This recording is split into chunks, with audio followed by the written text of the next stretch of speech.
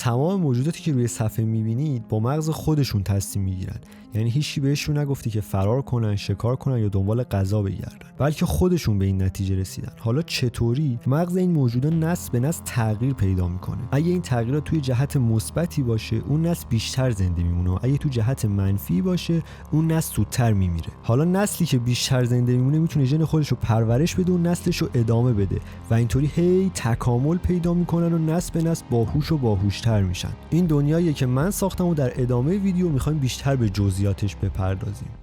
قوانین دنیایی که ساختم خیلی ساده است. نقطه های سبزی که روی صفحه میبینید غذا هن. دایره های آبی شکارن که دوست دارن برن غذا بخورن و مثلث های قرمز شکارچی هن که دوست دارن برن شکار کنن، یعنی اون شکارا رو بخورن. حالا این شکار و شکارچی جفتشون یه انرژی دارن که با خوردن این انرژی میره بالا و با مرور زمان و حرکت کردن این انرژی میاد پایین. اگه این انرژی به صفر برسه اونا میمیرن، یعنی هر شکار یا شکارچی که انرژیش به صفر برسه میمیره و از دنیا حذف میشه. و از یه حدی بره بالاتر اونا تولید مثل میکنن و میتونن نسل خودشون رو ادامه بدن. پس هدف نهایی برای ادامه نسل و تکامل بالا بردن انرژیه. اما مهمترین نکته ماجرا اینه که من به این موجودا نگفتم که چه کار کنن و چطوری انرژی خودشون رو بالا نگه دارن، بلکه بهشون یه شبکه عصبی دادم و اینها با استفاده از اون شبکه عصبی و چیزهایی که از دور و برشون میبینن تصمیم میگیرن. پس هر چقدر این شبکه عصبی درست‌تر تنظیم شده باشه،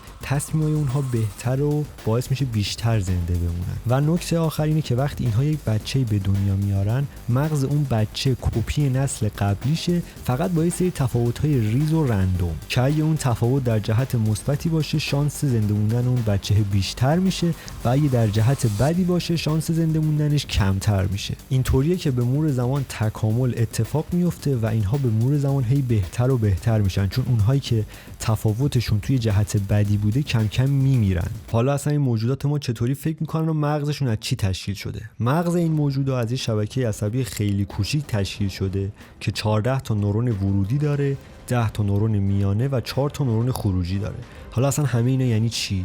یعنی ما 14 تا عدد وارد این شبکه میکنیم، با استفاده از تنظیمات و پارامترایی که اون شبکه داره 4 تا عدد به ما برمیگردونه. اون 14 تا عددی که ما وارد شبکه میکنیم محیط اطراف موجوده، یعنی چه چیزایی نزدیکش و چه اتفاقاتی داره میفته. مثلا یه شکار میخواد بدونه که نزدیکترین غذاش کجاست، نزدیکترین شکارچی کجاست، چه انرژی الان داره، فاصلش با دیوار چقدره، تو چه موقعیتی هست، نزدیکترین شکارچی با چه سرعتی داره به سمتش میاد. حالا اون 4 تا عدد خروجی چیه؟ اون 4 تا عدد خروجی دو تای اولش واسه اینه که اون شکار یا شکارچی با چه سرعتی و به چه سمتی حرکت کنن. میمونه 2 تا عدد ورودی و 2 تا عدد خروجی که این 4 تا نورون که 2 تاش ورودی 2 تاش خروجی واسه حافظه کوتاه مدت اون موجوده. با استفاده از اطلاعاتی که الان داره 2 تا عدد خروجی میده، یعنی در واقع اون 2 تا نورون خروجی رو میده بیرون و اون 2 تا عدد توی استپ بعدی به عنوان ورودی وارد این شبکه میشه. یعنی در واقع به یک نتیجه‌ای رسیده که اون 2 تا عددن، اون نتیجه رو بعداً به عنوان ورودی استفاده میکنیم، دقیقاً طوری که ما از حافظه کوتاه مدتمون استفاده میکنیم. همه اینا تشکیل یک شبکه عصبی نسبتاً کامل میده که اون موجود میتونه اطرافش رو ببینه، درک کنه و یه فکری بکنه که به چه سمتی و کجا حرکت کنه. خب حالا که توضیحات تئوری تموم شد و فهمیدیم مغزشون چطور کار میکنه و قوانین این دنیا چطوری تنظیم شده، بریم یه سری نمونه رندوم با یه سری شبکه عصبی رندوم رو بندازیم تو این دنیا ببینیم به چه نتیجه‌ای میرسیم. خب همونطور که میبینید و میشد انتظارشو داشت، نسل اول اونقدر جالب نیست، چون که ما یک سری مغزهای رندوم بهشون دادیم. اینا نمیدونن اصلا ورودی هایی که دارن چیه، خروجی ها چیه، اینا چه ارتباطی با هم دارن. پس اون شبکه عصبی یک سری محاسبات رندوم میکنه، به یک سری خروجی های رندوم تر میرسه و یک سری رفتارهای خیلی رندوم تر انجام میده. مثلا شکاریو داریم که از بغل غذا رد میشه ولی هیچ ریاکشنی بهش نشون نمیده و راه خودش رو ادامه میده و از گرسنگی میمیره. یا شکارچی داریم که اصلا دنبال شکار نمیگرده و همینجوری رندوم داره توی فضا میچرخه. حالا راه حل چیه؟ اینه که وایسیم تماشا کنیم که اینا کم کم بچه دارشن، تولید مثل کنن و به تکامل برسن. این هی نسل به نسل یک سری تغییرات اتفاق میفته که اگه اون تغییرات در جهت مثبتی بود اون نسل بیشتر ادامه پیدا کنه و ما یه سری موجوداتی رو ببینیم که منطقی تر رفتار میکنن. خب اولین مشکلی که خوردیم اینه که منقرض شدن. چرا این اتفاق افتاد؟ چون اصلا به تکامل نرسید. شکارامون از گرسنگی مردن، چون که اصلا دنبال غذا نمیرفتن و به همین دلیل هم شکارچی‌ها مردن، چون یه شکاری نبود و اگه حتی شکاری بود شکارچی‌ها هم دنبال شکار نمیرفتن، پس میشد نتیجه گرفت که جفتشون منقرض شدن. حالا راهکار چیه؟ راهکارهای مختلفی میشه داشت. چیزی که به ذهن من رسید اینه که وقتی یه موجود، یعنی یک نوع موجود، چه شکار چه شکارچی، از یه حدی تعدادش کمتر شد، بیایم یک سری از اون موجود، یعنی مثلا اگه شکارمون از یه حدی تعدادش کمتر شد، بیایم هی به طور رندوم از اینا اسپان کنیم، یعنی به دنیا هی اضافه کنیم و انقدر این کار رو انجام بدیم تا به یه حد پایداری برسن و اگه دوباره جمعیتشون افت کرد هی شروع کنیم به اضافه کردن تا اینا منقرض نشن و بتونن تا یه حدی تکامل پیدا کنن که دیگه نیاز به این سیستم کمکی اسپان کننده ما نداشته باشن. خب حالا که این سیستم رو اد کردیم، وای میستیم نگاه میکنیم ببینیم آیا این دفعه به تکامل میرسن یا نه. بعد حدود نیم ساعت اجرا گرفتن به نتیجه جالبی رسید. الان ما یه شکاری رو داریم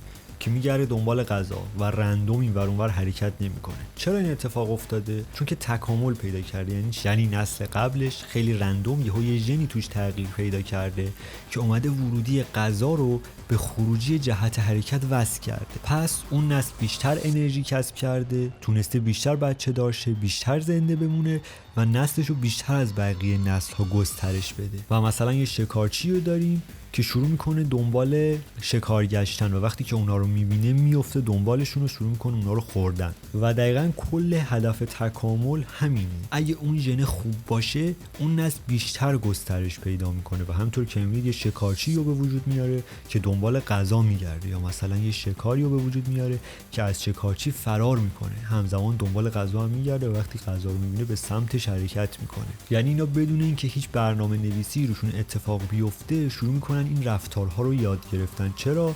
چون بیشتر زنده میمونن و اونایی که بیشتر زنده میمونن بیشتر جمعیت رو تشکیل میدن.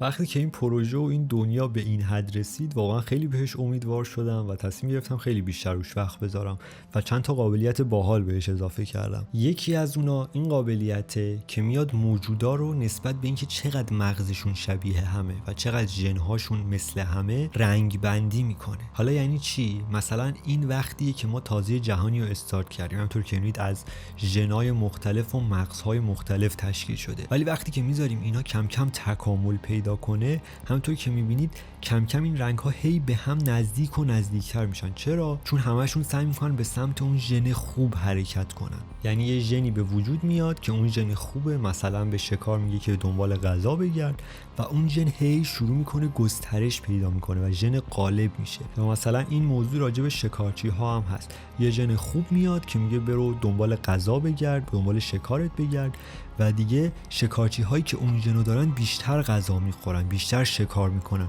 و دیگه به بقیه ژن ها اون شکاره نمیرسه و منقرض میشن و این ژن از همه بیشتر گسترش پیدا میکنه. چیز دومی که اضافه کردم این اسلایدرایی که میبینید، میتونید خیلی راحت با قوانین این دنیا بازی کنید. مثلا این اسلایدر میاد میزان انرژی که شکارچی‌ها صرف حرکت کردن میکنن رو میبره بالا. یعنی چی؟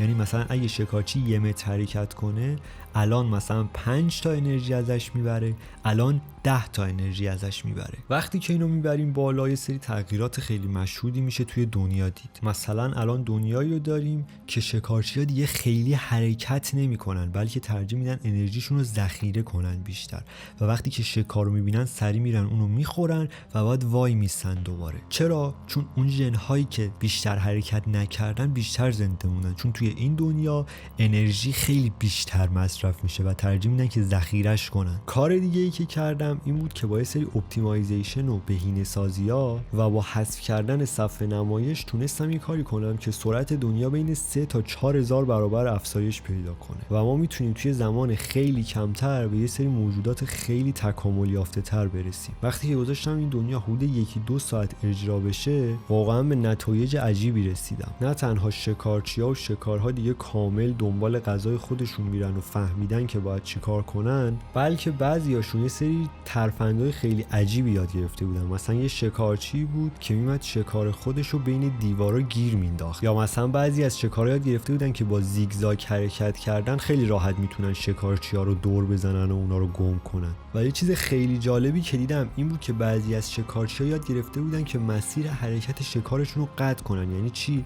یعنی فقط دنبال اون نمیرفتن بلکه جایی رو میرفتن که اون میخواد بره. و در آخر برام خیلی سوال پیش اومده بود که اینا با حافظه کوتاه مدتشون دارن چه کار میکنن. اگه اول ویدیو رو یادتون باشه گفتم که 2 تا نود خروجی و 2 تا نود ورودی رو من به حافظه اینا اختصاص دادم. اول که نگاه کردم یک سری عدد عجیب غریب دیدم که واقعا هیچ منطقی نداشتم واسش که چرا اینا دارن این عدد رو به حافظه‌شون اختصاص میدن. واسه همین اومدم یه برنامه‌ای نوشتم که ببینم چه چیزی داره بیشترین تاثیر رو روی این حافظه میذاره و واقعا به این نتیجه عجیب رسیدم. شکارچی‌ها میان جهت نزدیکترین شکار خودشون رو تو حافظه‌شون ذخیره میکنن. حالا چرا؟ که اگه این شکاره برای لحظه از دید اینا اومد بیرون، اینا یادشون باشه که اون تو چه جهتی بوده و بتونن هنوز اونو تعقیب کنن در حالی که نمیبیننش، تا یهو دوباره اون بیاد توی نگاهشون و اینا شروع کنن به دنبال کردنش. و این واقعا خیلی عجیبه که ما فقط به اونها 4 تا نود حافظه دادیم، نگفتیم که اصلا اینا چی ان، چطور ازشون استفاده کن